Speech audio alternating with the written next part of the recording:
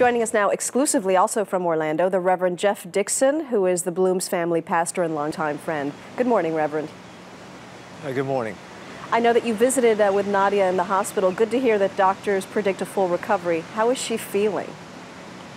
Well, the first day when I saw her, she was sleeping and resting, as you might imagine. She hadn't been in bed for 4 nights. But yesterday, she was talking and chatting and starting to unpack a little bit of her story. So she was looking good. She did not eat. She did not drink anything for 4 days. It's just remarkable to think that anyone, much less an 11-year-old girl, could go through that and be doing so well. What to you is the most remarkable thing about how she survived?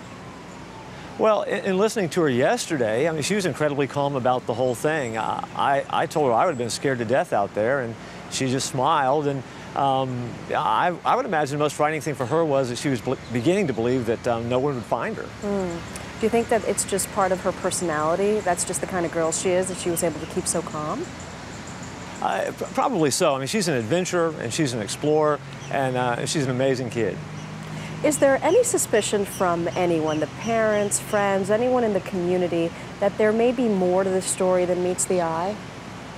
No, I don't think so. I think she's a little girl who just simply got lost because she was out doing what she loved to do. She was taking some pictures and she was exploring nature. And we haven't heard much about the parents, Jeff and Tanya. How are they doing? They're doing remarkably well, and as you can imagine, they're incredibly relieved. They're phenomenal people. They have a deep faith that carried them through this entire thing. And they're feeling a lot better today than they did a couple days ago.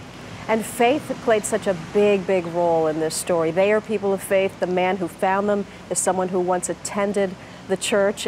It's like someone from above was looking over Nadia. I think God definitely was taking care of them. And this is one of those times, too, where the story has a happy ending.